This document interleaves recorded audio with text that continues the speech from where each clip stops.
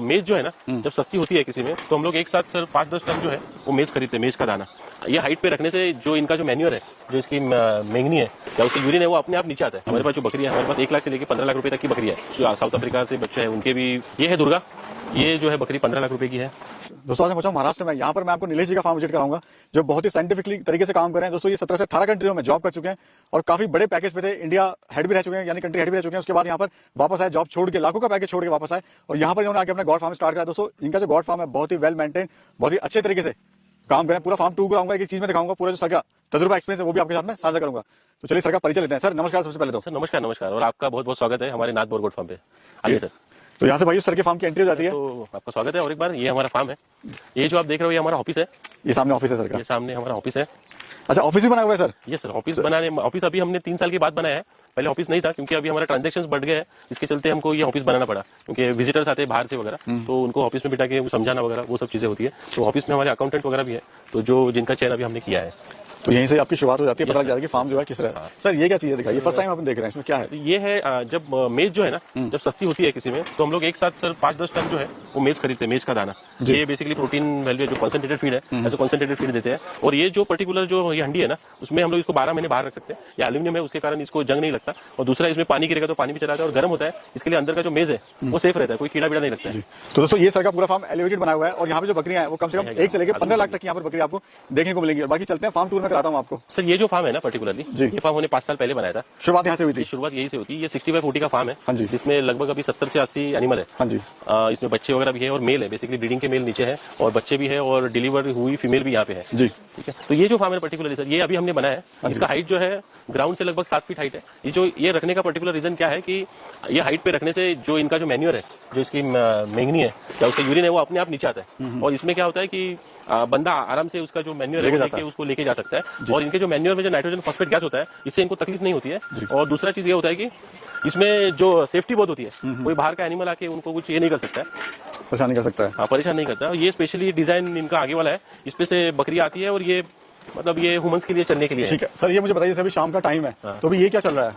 Sir ये अभी जो है ना, अभी इनको हमने ये ड्राई पाउडर दिया है जी, जिसमें ग्रीन पाउडर और ड्राई पाउडर मिक्स है। इसमें हमने ये मेज दिया है, मेज का। और देखिए भैया किस तरह से आपको फार्म में घुसते ही पता लग जाता है भाई किस तरह से काम चल रहा है। यहाँ पर सारी बकरियां हेल्थी हैं और इनको जो है इवनिंग में प्रॉपर एक टाइमिंग से डाइट वगैरह कुछ प्लान होता है या टाइमिंग वगैरह कुछ होती है? ये सर क्या होता है कि कोई भी बकरी जो है वो उसका 7% खाती है पूरे दिन में। अगर कोई बकरी 100 kg की है तो 7 किलो खाएगी, और एवरेज बकरी 50 kg की तो होती है, तो वो दिन में लगभग 5-3.5 किलो खाएगी। तो 3.5 किलो में क्या होता है, लगभग 500 ग्राम हम लोग उनको कॉन्सेंट्रेटेड फीड देते हैं, जिसमें पैलेट फीड होता है या मेज होता है। फिर उसको 2 किलो से 2.5 किलो हम लोग उनको ग्रीन पाउडर देते हैं, जिसमें मेज होता है या दूसरा जो हरा पत्ता होता है ना, वो देते हैं। देन उसके बाद हम लोग उसको ड्राई पाउडर देते हैं, जिसमें चूर भूसा होता है, हरभरा भूसा होता है, वो सब देते हैं। अच्छा सर, ये सुना है काफी महंगी बकरियां बिकती है, लाखों की बिकती हैं। सर अफ्रीकन बोर जो है ना, उसका डिमांड ज्यादा है, इसके चलते इनकी कॉस्टिंग बहुत ज्यादा है। हमारे पास जो बकरी है, हमारे पास 1 लाख से लेकर 15 लाख रुपए तक की बकरी है, जो हमने मतलब कुछ साउथ अफ्रीका से बच्चे हैं उनके भी ये लेके की है, बीज लेके।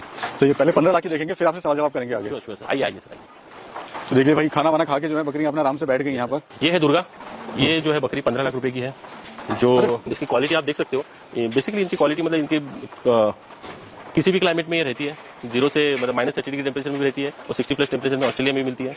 इम्यूनिटी पावर बहुत अच्छी है। इनका वेट गेन बहुत अच्छा होता है। एक मेल का जो वेट है वो साल में 100 से 120 kg जाता है, और एक फीमेल का वेट जो है साल में 70 से 80 kg जाता है। और इनका जो किडिंग का जो है, एक साथ मतलब 80% चांस है ये लोग 2 बच्चे देते ही है, 5% चांस है 1 बच्चे देंगे, और 15% चांस है ये 3, 4, 5 बच्चे भी दे सकते हैं। अच्छा सर, लोग कहते हैं ये माल का मीट तो इतना बिकता ही नहीं है, महंगा मीट तो 600, 700, 800, 900 तक बिकता है, लेकिन ये इतना महंगा कहाँ बिक रहा है? सर ये अभी मटन के लिए मतलब मीट के लिए है ही नहीं सर। हाँ। ये अभी सब इनकी हम लोग पैदावार बढ़ा रहे हैं। और अब आप देखिए मार्केट में भी जो रेट है मटन का, वो लेके 750 रुपए से लेकर 900 रुपए तक है जी। बट यही रेट जो है इन्फ्लेशन के चलते 2028-2030 तक 1,500 से 2,000 रुपए केजी जाएगा। जब ये रेट उतना जाएगा तब ये मतलब तब इनकी आबादी भी मतलब पैदावार भी बढ़ जाएगी, तब गारंटेड ये भी कटिंग के लिए आएंगे सर। तो आज की डेट में ये कटिंग के लिए है नहीं, मतलब मीट के पर्पज के लिए है नहीं। आज की डेट में ये सिर्फ ब्रीडिंग पर्पज के लिए इनकी पैदावार बढ़ा रहे हैं, और ब्रीडिंग में ही सर आपके पास फाइनेंशियली अच्छा ही होता है। अच्छा सर, वेट गेन किस हिसाब से करती है? मतलब जो एक दिन का बच्चा होता है इसका, वो कितना वेट का होता है और 3 महीने 6 महीने बाद कितना वजन का हो जाता है वो? जनरली सर वेट गेन जो है ना हमारी मैनेजमेंट पे डिपेंड रहती है जी। हम जो प्रेग्नेंट फीमेल है, अगर उसको जब प्रेग्नेंट होगी 4-5 महीने में उनको अच्छा खाना खिलाएंगे, तो जो बच्चा आएगा वो अच्छा वेट से आएगा। और जो बच्चा है ना, उसका जो बर्थ वेट है उस पर ही उसका फ्यूचर डिपेंड होता है। जैसे कोई बच्चा 0 से 2 kg हो तो उसको आप कितना भी खाना खिलाओ, उसका वेट गेन होगा ही नहीं, तो उस बच्चे को आपको 3, 4, 6 महीने में बेचना ही पड़ेगा। दूसरा है 2 kg से 4 kg का जो बच्चा होगा ना, वो कैसे भी करके साल में 60-70 kg जाएगा ही जाएगा।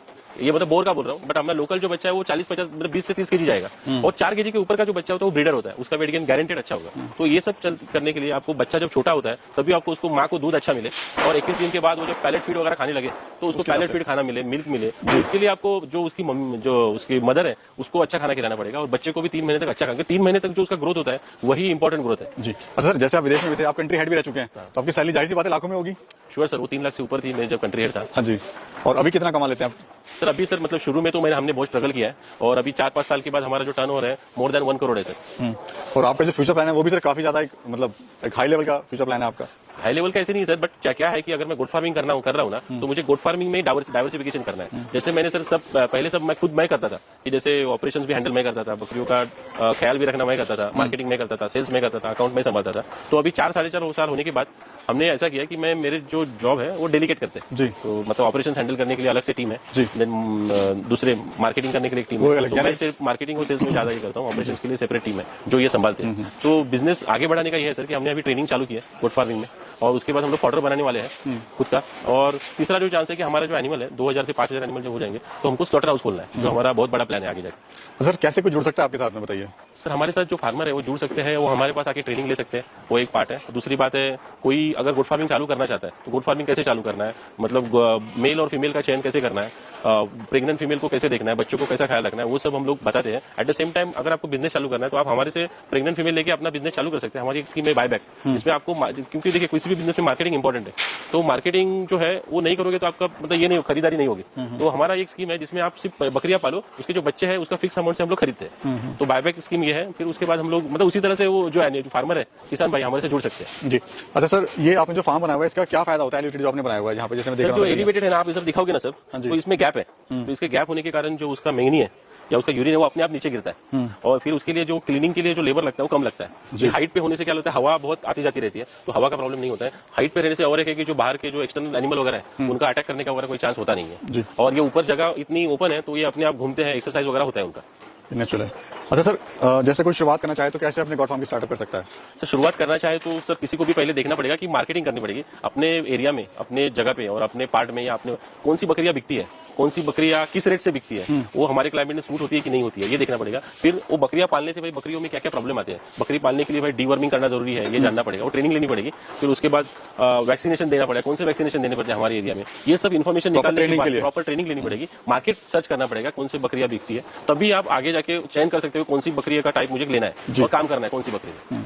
तो सर क्या कहना चाहते हैं हमारे युवा दर्शकों को जो अपना सोच रहे हैं, जहाँ जॉब करते हैं, जॉब से परेशान है, जो नए मतलब जो किसान भाई काम करना, जो ऑलरेडी काम कर रहे हैं, या फिर नए जो किसान भाई काम मतलब इसमें बिजनेस में काम करना चाहते हैं, तो मैं बताना चाहता हूँ कि देखिए मीट ऐसी पार्ट है कि हजारों साल पहले भी गोट मीट खाया जाता था, हजारों साल के बाद भी लोग गोट मीट खाने वाले हैं। तो आप बिंदास इस बिजनेस में आइए, बट बिजनेस में आने से पहले टोटल मार्केट सर्च कीजिए, 50 से 100 जो गोट फार्म है वहाँ पे जाइए, देखिए क्या होता है, कैसे होता है, उनका बिजनेस टाइप क्या है, क्या क्या खिलाते हैं, कैसे खिलाते हैं, वो अपने मतलब एनिमल को कैसे रखते हैं, उसके बाद वो देख के प्रॉपर ट्रेनिंग लेके आप उसके बाद ही अपना फार्म चालू करो।